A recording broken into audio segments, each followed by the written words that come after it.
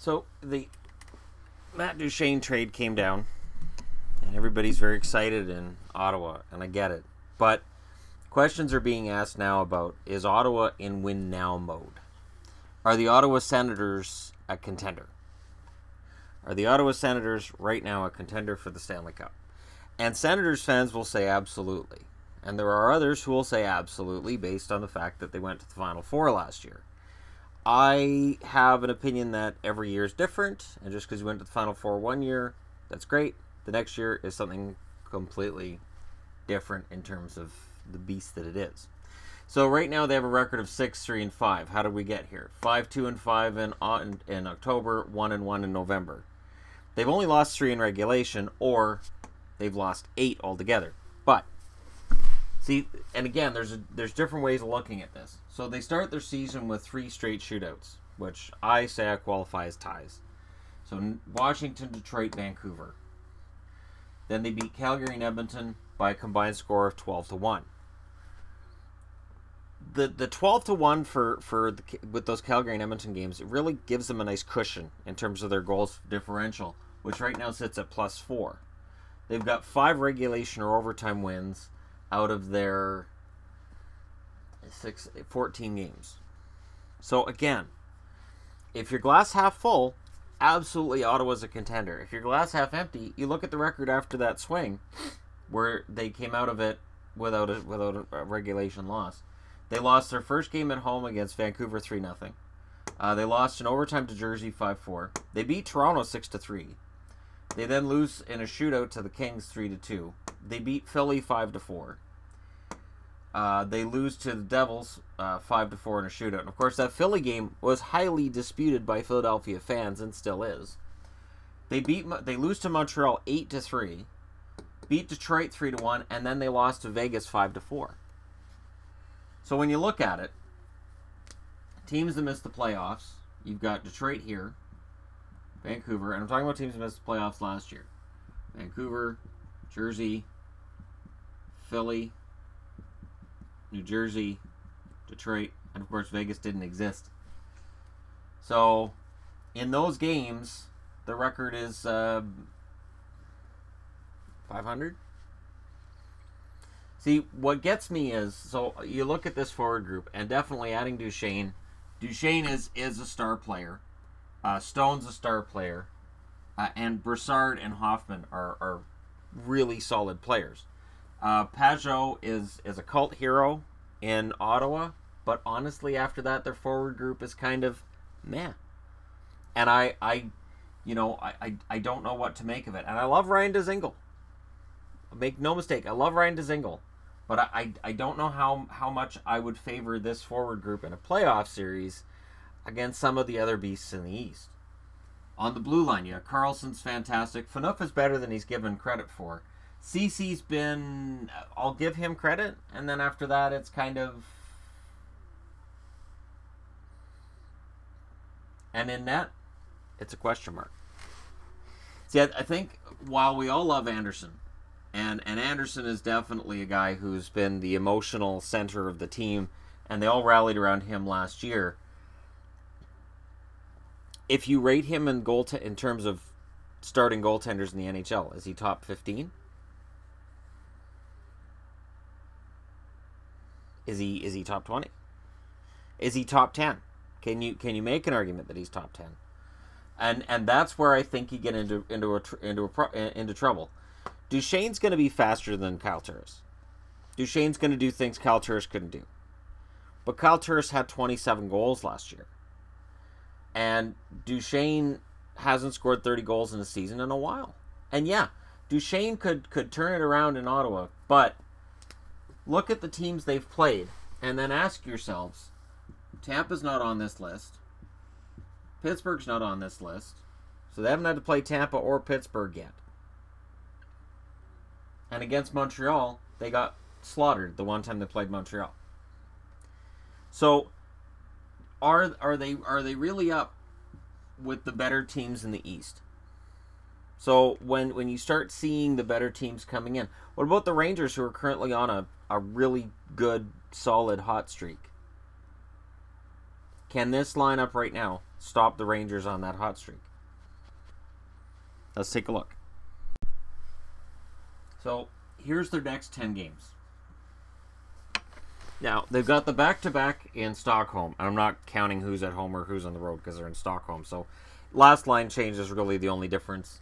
I think, I'll qualify them both as road teams for that one. The Stars mean their home games. So, for home games, they've got Pittsburgh and Arizona.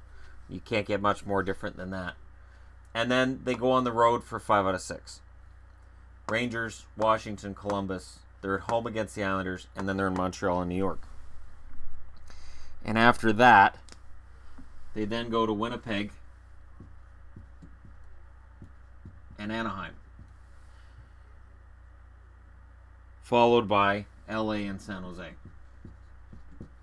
So I would say that San Jose, that game is December 9th. If Matt Duchene's going to make the difference that he's supposed to, if Matt Duchene is going to make Ottawa a real contender, we should know by December 9th where they're at. This is a tough schedule. This is a tough schedule for anybody. The only reason I put those other 4 up is because these are in Stockholm, and we have no idea who that's going to favor. Is it going to favor the Avalanche, who want to prove they can win without Duchene? Is it going to be a big one for Duchene since he wants to prove to Colorado that they made a mistake trading him? That's really the question. And then, because they're going over to Stockholm, and then they're going out on the road for a lot of games here. So they're on the road for 3, and then they're on the road for 6 after 1 game at home. I even have to double check that. Yeah, that's a nice long road trip. So spending that many games on the road is going to be a really telling time for them, because they don't play Toronto in this period of time, so they have no control over Toronto. They don't play Tampa over this period of time either, so they don't have a lot of control over the teams that they're going to need to stay ahead of. But at the same time, if you're going to look at games that are going to be tough, so just tough schedule games, Pittsburgh is going to get better. Pittsburgh is going to get consistent. They are Pittsburgh. It will happen. The Rangers are getting themselves in gear. Washington will be tough no matter what. Washington is going to be a tough challenge no matter what, because for some reason, while they're wildly inconsistent, I think against Ottawa, for some reason, I think seeing Karlsson on the other side of the ice, I think that's when Ovechkin gets up and goes, I can beat these guys. Columbus is a tough matchup. You can't underestimate the Islanders right now. The Islanders are playing some great hockey. Montreal's coming back. You see where I'm going with this. Winnipeg's been playing really well. By this point, Anaheim, I think we'll have Kessler back. So that'll make Anaheim tougher to play, but I'll give that one. And then you've got LA and San Jose. There's no gimme games in here other than probably Arizona. And then again, when you're playing Arizona, your trick is you're trying not to look past them to look to your next opponent, or they'll beat you. So when people talk about how great it is to see Duchene, and then I see Senators fans, I've seen a few posts about, well, we're going to win the Cup. I think pumping the brakes right there might be a smart move. Do I think Ottawa's the best team in Canada? Right now? Yep. Will they be the best team in Canada by the end of the year? I have my doubts. I think either Toronto or Edmonton will still end up being the best team in Canada. And don't write off the Flames if they find that consistency. And for whatever reason, don't write off the Canucks, who seem to have these weird seasons every few years that they win when they shouldn't. And, of course, Montreal, yeah, it's going to be fun. And then you forget Winnipeg, and all the Jets fans are like, hey, what about us? Yeah, no, Winnipeg's been really, really good. So, in terms of Canadian teams right now, it's very competitive in terms of saying who's the best in Canada. So, Duchene helps, but again, I don't know how much of an upgrade over Turris Duchene's going to be. I think it's going to be interesting to see, and it'll be fun to watch. But, again, they kind of have a contract apocalypse coming up because Duchene comes up and Karlsson comes up. How much is Karlsson going to get? The answer is a Brinks truck. And then when he's got his Brinks truck backed up to his door, if they're smart, if this isn't a case of Melnyk going, you know what, I don't want to pay $12 million for a defenseman. I'll pay $6 million each for two different defensemen. I can't afford Karlsson. And if Karlsson wants $12 million, he'll get $12 million. If he wants 13, he'll get whatever money he wants. Thankfully, Karlsson's never been a selfish guy. That's why he played on one foot in the playoffs last year. I'm a Sens fan, and I'm going to say that right out. But even as a guy who cheers for Ottawa in most situations, I don't look at this lineup right now and say, this is going to win a Stanley Cup. I think the goaltending is too much of a question mark for me. The defense after Karlsson is an issue for me, and if Karlsson has any kind of injury flare-up, the defense is out the window.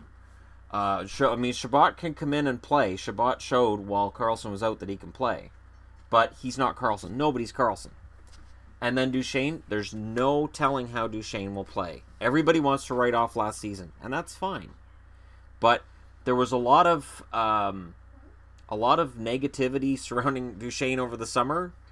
And while, I agree that was just the 1 year and we could probably push that aside, it'll be interesting to see what chemistry he has with line mates. I'm always hesitant to say, oh yes, this guy's great, until I see whether or not he has chemistry with his line mates. Not everybody does. There are some occasions where a guy gets traded in and he just has no chemistry whatsoever. And I'm not saying that'll happen with Duchene, but I'm reserving judgment on whether or not they're really in that contender conversation until I see Duchene play with them. For me right now, they're still not a contender.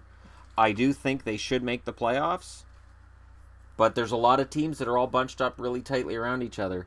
And the Senators are a team that if there was an injury to Anderson, an injury to Karlsson, they probably fall pretty far. So, again, I'm guardedly optimistic about how this Duchene trade will work this year. I'm looking ahead to when Karlsson's contract's up and saying, wow, and they have to re-sign Duchene, how much is he going to want? And how bad could that be for the Senators down the road?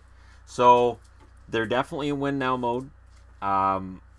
Whether or not that's feasible at this point, whether or not it's plausible that they're going to win a Stanley Cup, Senators fans have every right to be excited about that opportunity, but you guys can let me know what you think. Is Ottawa right now in a position to contend for it? Are they going to be a Final Four again this year? Are they going to fall out? Personally, I don't see them being a Final Four, but I do see them as being in the mix. I do see them as being, again, I do see them as probably staying in the playoffs. But this record does bother me in that they only have the 5 wins in regulation or overtime. So I do think there's some deficiencies on this team that have been hidden by the fact that they've managed to secure that single point before they've lost, and that they're really hoping Duchene will be that catalyst to push them over the top. The thing for me, the other part of this for me is, in order to see Duchene as the one that pushed them over the top, you'd have to say that Turris is the one that was holding them back too. So there's also an article on TSN saying that the Senators are probably looking for more offensive help. And I can see why. But Stone's an RFA this summer. Duchene's going to be up. Karlsson's going to be up soon. This is going to be a very expensive group to keep together before you bring anybody else in. So they could end up really top-heavy really soon. Again, let me know what you guys think in the comment section below. Don't forget to hit like and subscribe if you're browsing your way through. And again, I'm not an anti-Ottawa Senators person. I just don't necessarily see adding Matt Duchene as that last piece, and then it's a Stanley Cup. I think it's a piece that Pierre Dorion really desperately wanted, and we'll see if it works out. I'll talk to you again soon.